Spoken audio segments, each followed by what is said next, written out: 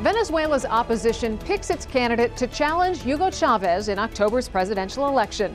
You're watching Inside Story Americas from Washington.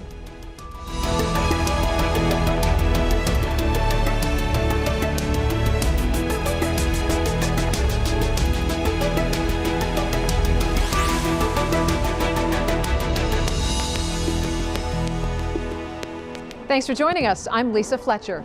Hugo Chavez has dominated Venezuelan politics since taking office 13 years ago.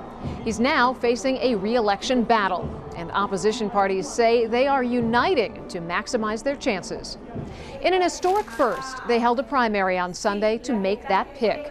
Around 3 million people voted, and the winner, Henrique Capriles. The 39-year-old state governor has been targeting Chavez supporters, particularly the poor.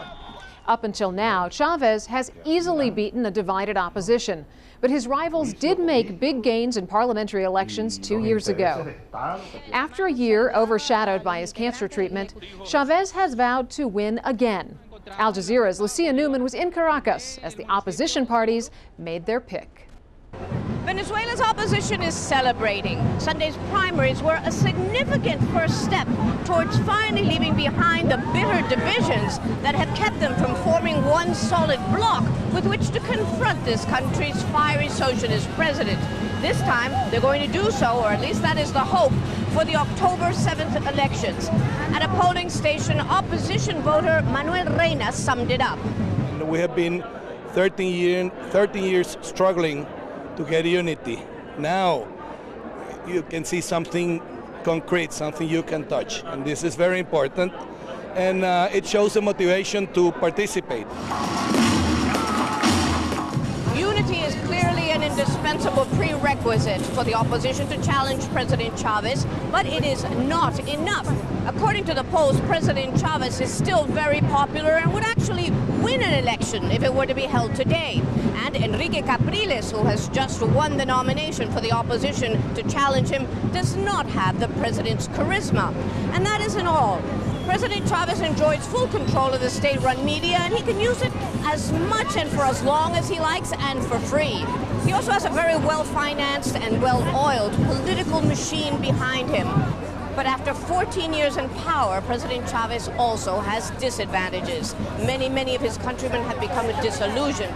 This country has the highest inflation rate in all of the Western Hemisphere.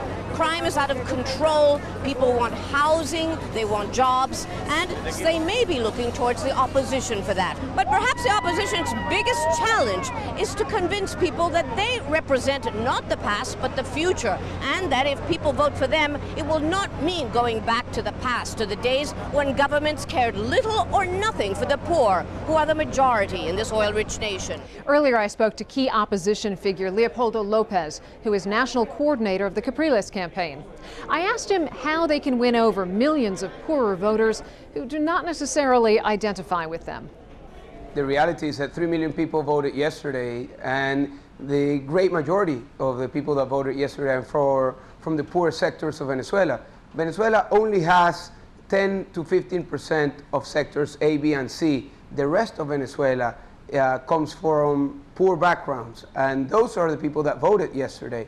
So we will win with the majority of Venezuelans coming from all backgrounds, because we will not distinguish, we will not make the campaign a class conflict. But the reality is that we will make a majority with the poorest classes of Venezuela. I know that there is the perception outside Venezuela that this is an issue between the middle class and the poorest classes, but it's not so. Yesterday we had voting, very successful voting participation in all sectors of Venezuela, in the poor states, in the poor towns, in the barrios, and in the urban sectors. It was a widespread participation that made this victory a national victory. It's no secret that Hugo Chavez has had a very strong hold with the poor of Venezuela. How do you capture some of the vote that he historically has held on to?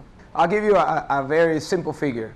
The top voting of the government, as it was presented in the last national electoral process, was 5.8 million. If we ask one person per each one of the 3 million that voted yesterday, that's 6 million. So I give you that simple figure of how tight and how a backwind in pushing or construction of a new majority is happening in Venezuela. We will have a new majority. There is the build-up as of today of a new majority. And after yesterday, something very important happened in Venezuela, because now we hold the flags of participation, we hold the flags of inclusion, we hold the flags of democracy, while the government is criticizing participation, while the government is stepping aside from our inclusive and participatory process of building up a new majority. Leopoldo, there is no denying the popularity of Hugo Chavez. He's withstood a lot in the last 13 years and has still managed to hold on to the presidency. And he has done a lot for the poor. Is that going to be a focus of the Capriles campaign?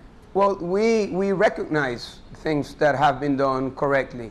Unfortunately, most of the things that have been presented by the government have not been successful. We believe that there needs to be an expansion of health and education, and we agree with the government proposal in those terms. However, we step aside from the approach that the government has put together these programs, because there is no quality, there is no follow-up, and there is no real effectiveness in the education or health policies. And the main issues for Venezuelans are not being addressed by this government, mainly the job opportunities, and secondly, and most important, security, personal security, violence. Hugo Chavez has a captive audience. We have state-run media. He can stay on television and radio as long as he chooses, as frequently as he wants. How do you level the playing field for the Capriles campaign? That's an important question. We will not level, because it will be very difficult to level on the microwave, on the aerial approach. But we will have the advantage of going everywhere, going to every town, going to every sector, going and touching Venezuelans, hugging Venezuelans, talking to Venezuelans, hearing what Venezuelans have to do. And not only Henrique will do that, we will also do that. So can Venezuela's opposition defeat President Chavez, and what will the strategy be on both sides? To discuss that, I'm joined from Chicago by Hal Weitzman, former Andean correspondent for the Financial Times, and here in the studio by Professor George Ciccarello-Marr from Drexel University. He is an expert in Latin American social movements, and by Viviana Giacomon, Regional Director for Latin America for Freedom House, which advocates for democracy and for human rights. Thanks to all of you for being here today. Really appreciate it. Thanks.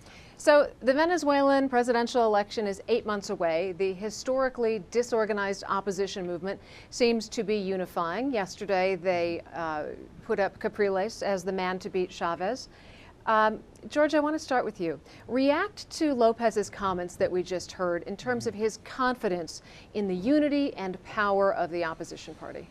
I think the question of unity has by now, for the most part, been established. In other words, simply by having this primary election yesterday, simply by carrying it out, the opposition in Venezuela has done far more than they've been able to do in the past, when their behavior has been more characterized by sort of backstabbing, internecine squabbles between the different groupings, and they've never really been able to come to this sort of unity.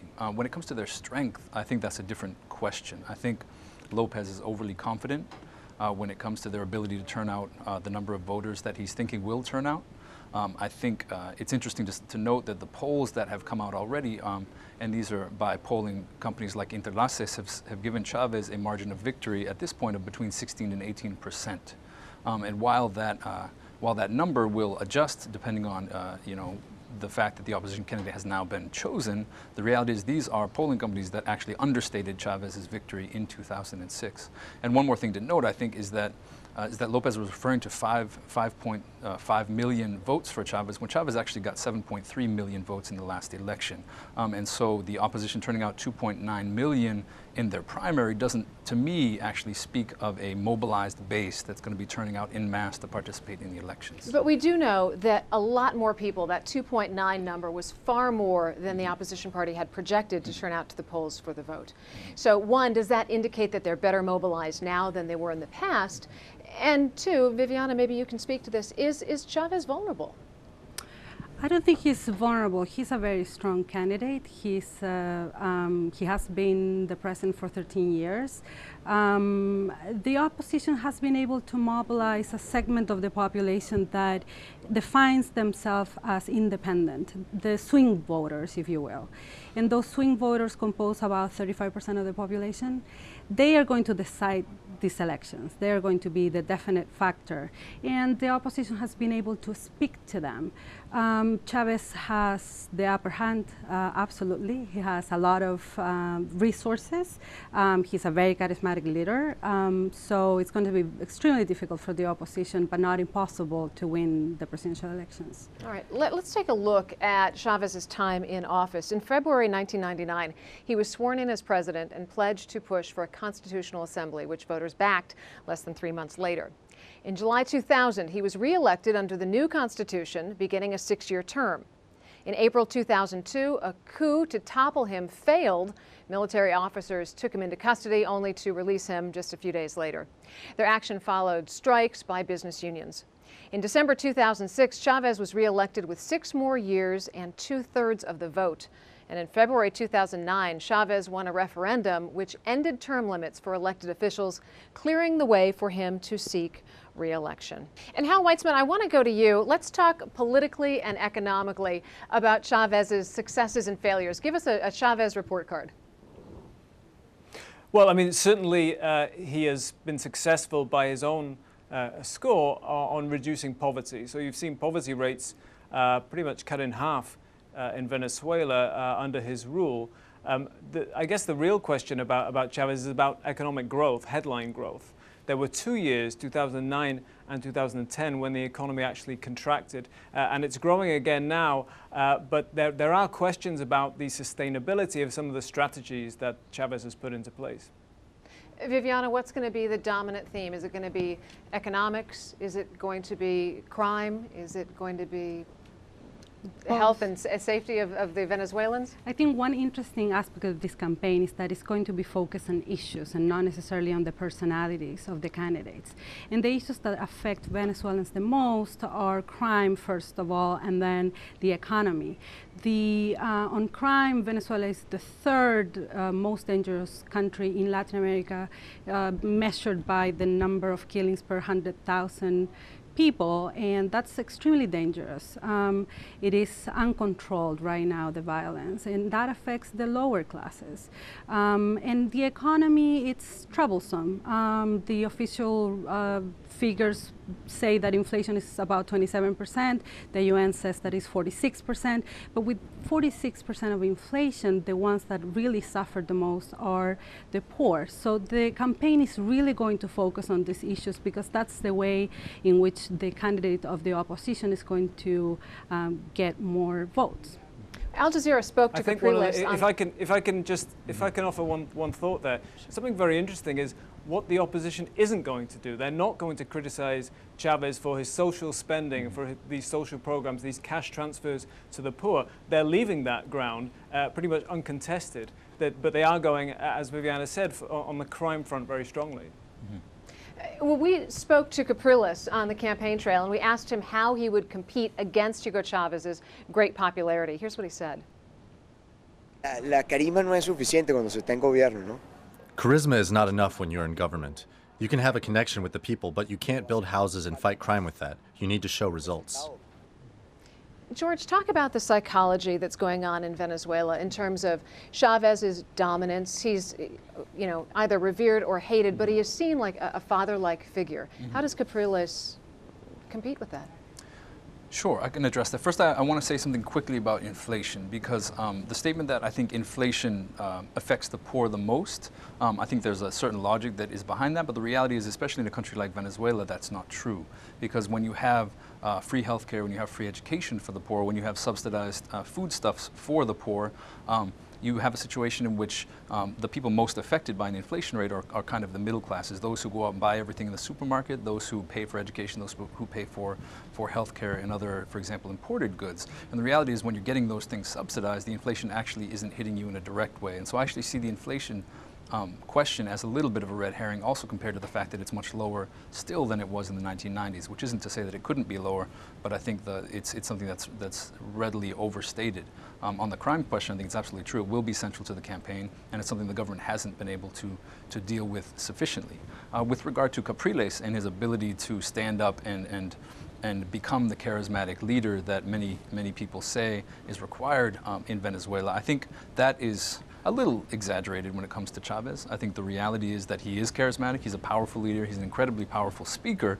But this isn't the sort of the blind devotion to a father figure that I think pop psychologists like to make it out to be. The reality is Venezuelan people are very aware of what is going on in their country and the transformations that their lives are undergoing. And this is why we see, for example, a shift in the constituency that elects Chavez between 1998 and between 2006, when he was elected on a sort of broad multi-class coalition, and by 2006 his base is largely in the poor, precisely as a result of the mission systems, precisely as a result of the both economic empowerment and political empowerment that these classes are identifying with. And so there really is a politics behind this, and I think in many ways Radonsky's politics will have a lot to do with with this election, the degree to which he can actually convince the poor.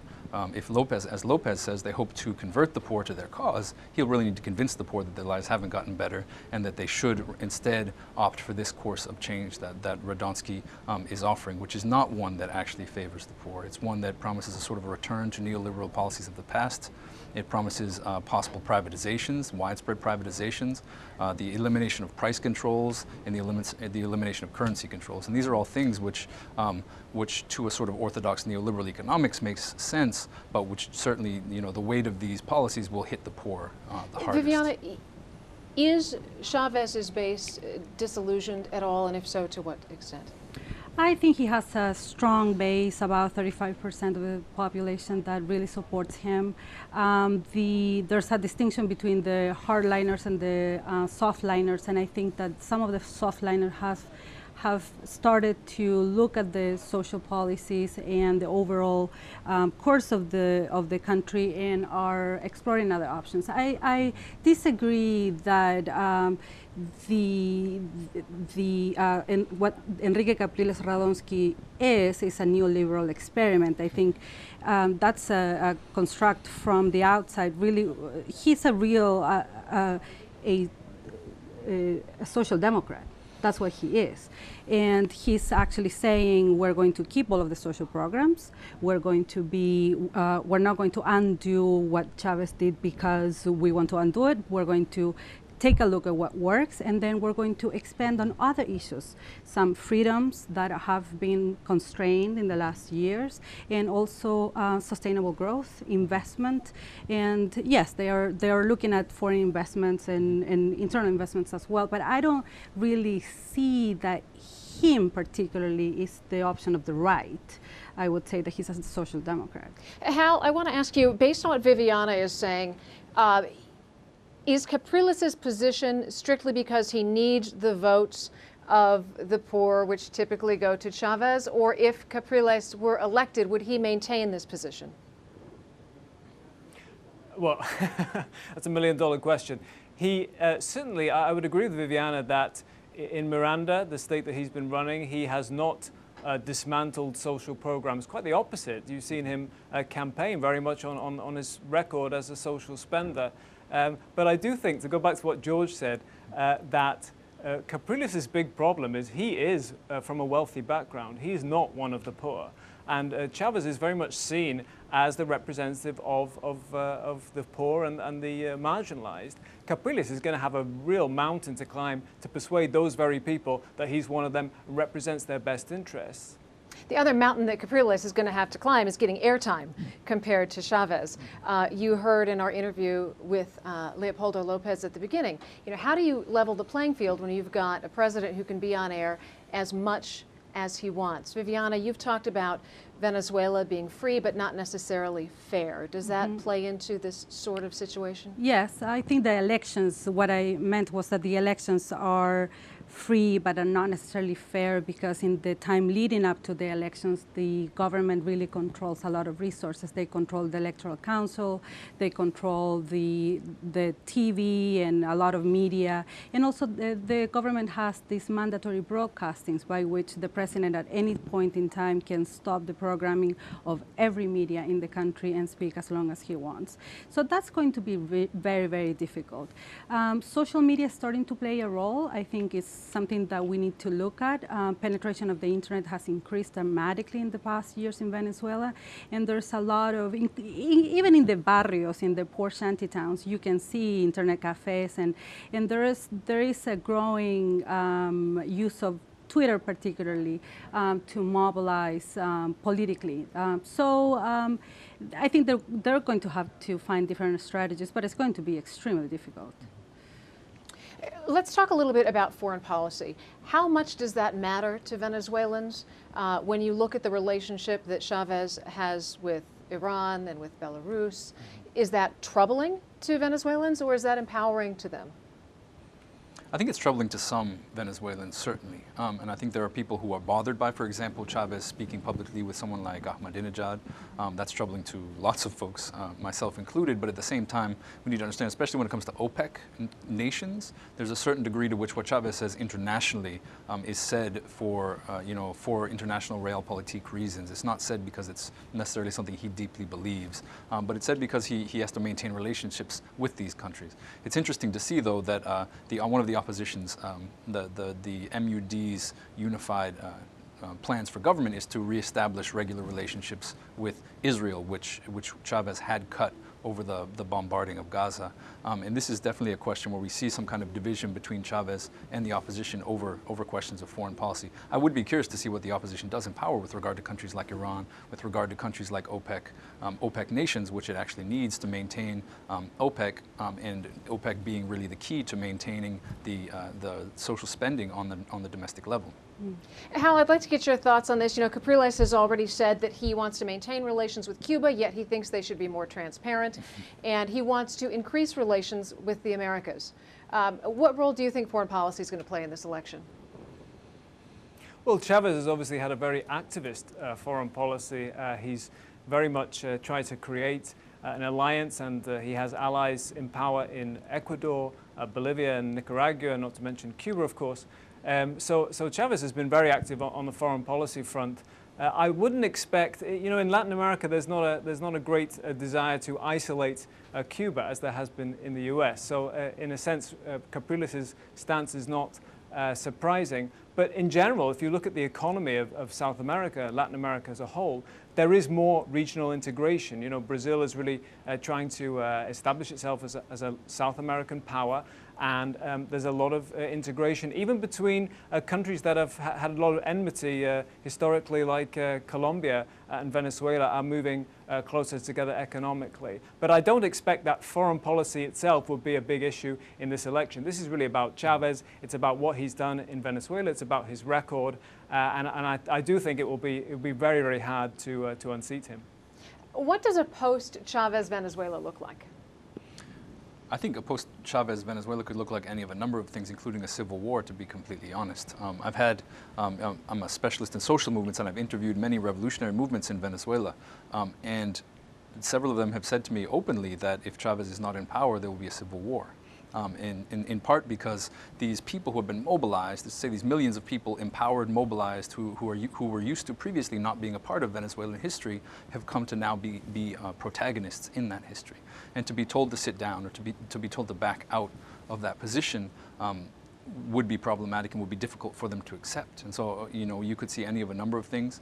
I think Chavez himself would recognize a defeat in the elections, but I'm not sure that all of his followers would recognize the defeat. Viviana, is there a climate there for social uprising based on the social media movement that you were just talking about? Not the kind, I don't think the kind that you've seen in the Middle East, but I want to speak about that. I think the scenario of the civil war is a delicate issue. Chavez has created militias, and there are a lot of arms that are unregistered in the country.